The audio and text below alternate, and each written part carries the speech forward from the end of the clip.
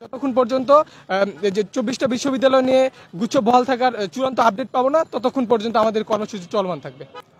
আজকে আমাদের ইউজিসি কর্তৃক জানানোর কথা ছিল যে 24টি বিশ্ববিদ্যালয় নিয়ে গুচ্ছ বহাল থাকবে কি থাকবে না, সেটার আপডেট জানানোর জন্য আমাদের এই লাইভ। তো কালকে আমরা আমাদের 10 জন প্রতিনিধি দলের সাথে ইউজিসি চেয়ারম্যান স্যারের যেই মিটিং হয়েছিল, সেই মিটিংয়ের পরেই ইউজিসি চেয়ারম্যান স্যারের পক্ষ থেকে এবং শিক্ষার্থীদের পক্ষ থেকে দুইটা চিঠি শিক্ষা মন্ত্রণালয়ে পাঠানো হয়েছিল, যেন শিক্ষা মন্ত্রণালয় থেকে একটা কঠোর নির্দেশনা দেওয়া হয়। এবং নির্দেশনাটা আজকে অফিসের প্রথম আওয়ারে দেওয়ার কথা, কিন্তু এখন 11টা সাড়ে 11টা বাজে যাচ্ছে, কিন্তু আমরা এখন পর্যন্ত সেটার কোনো আপডেট পাই নাই। এবং আমরা ইউজিসিতে যোগাযোগ করছি, চেয়ারম্যান স্যার এখন আসে নাই। চেয়ারম্যান স্যারের পিএস এর সাথে যোগাযোগ করার চেষ্টা করা হয়েছে, কয়েকবার কল করা হয়েছে, স্যার এখন কল রিসিভ করার নাই। তো আমরা এখন পর্যন্ত এটার কোনো আপডেট জানি না, কিন্তু আমরা চাই যেন অ্যাজ সুন অ্যাজ পসিবল শিক্ষা মন্ত্রণালয় থেকে যে কঠোর নির্দেশনা দেওয়ার কথা সেই নির্দেশনা দিয়ে দেওয়া হয়। এবং আমরা আজকে যে আমাদের যে কর্মসূচি, সেই কর্মসূচি তখনই শেষ হবে যখন আমরা চূড়ান্তভাবে এটার একটা আপডেট জানতে পারবো। যদি ইউজিসি বা শিক্ষা মন্ত্রণালয় থেকে এটার কোনো চূড়ান্ত আপডেট না জানানো হয়, তাহলে আমাদের কর্মসূচি চলমান থাকবে। এবং আমাদের যে শিক্ষার্থীর সংখ্যা এখন হয়তো কিছুটা কম, আজকে গোটা ঢাকায় হচ্ছে অনেক জ্যাম। 7 কলেজের একটু ঝামেলার জন্য আমাদের শিক্ষার্থীরা সবাই আসতেছেন, আমাদের অভিভাবকরা আসতেছেন, আমাদের টিচাররা আসতেছেন।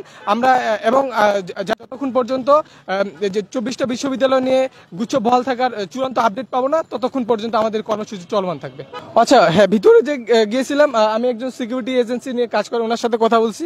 তারপর উনি আমাকে যেই কয়েকটা আপডেট দিচ্ছেন, তার মধ্যে হচ্ছে যে চেয়ারম্যান স্যার এখনো আসেন নাই, এবং চেয়ারম্যান স্যারের যে ব্যক্তিগত সহকারী, ওনার ফোন নাম্বার দিলেন, ওনার সাথে ফোন করে কন্ট্যাক্ট করে ট্রাই করলাম, বাট উনি এখনো ফোন পিক করে নাই।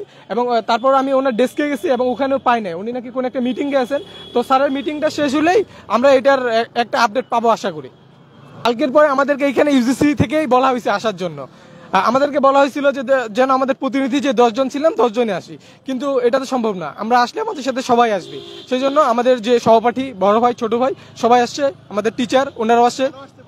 আচ্ছা, ওনারা বলছে যে যে যে চূড়ান্ত সিদ্ধান্তটা জানানো হবে, এটা তো এখনো ওনারা শিওর না যে এটা পজিটিভ সিদ্ধান্ত আসবে নাকি নেগেটিভ সিদ্ধান্ত আসবে, এবং শিক্ষার্থীদের পক্ষ থেকে সেটা মেনে নেওয়া হবে কি হবে না। সেই জন্য ওনারা বলছিলেন যে তোমরা এখানে আসেই এটা একটা চূড়ান্ত সিদ্ধান্ত জেনে যাবা, যেন পরবর্তীতে যদি তোমরা কোনো কর্মসূচি দেও বা কোনো কিছু করতে চাও, এটা নিয়ে আর কোনো দ্বিধাদ্বন্দ্ব না থাকে। সেই জন্য তোমরা এখানে আসে উপস্থিত হয়েই একদম এটা চূড়ান্ত একটা ফলাফল নিয়ে যাবা, যে আমাদের হয়তো আর কোনো কর্মসূচি করা লাগবে না ইনশাল্লাহ।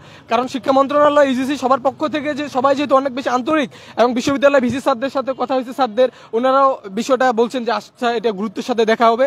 সো আমরা সেজন্য এখন পর্যন্ত পরবর্তী কর্মসূচির জন্য এখন পর্যন্ত আমরা সিদ্ধান্ত নেই নাই যে কি করব। যদি এরকম কোনো কিছু হয় যে আমাদের পরবর্তী কোনো কর্মসূচি দেওয়া হয়, তাহলে আমাদের যেই কমিউনিটি আছে আমরা সবার সাথে আলোচনা করে সিদ্ধান্ত নিব।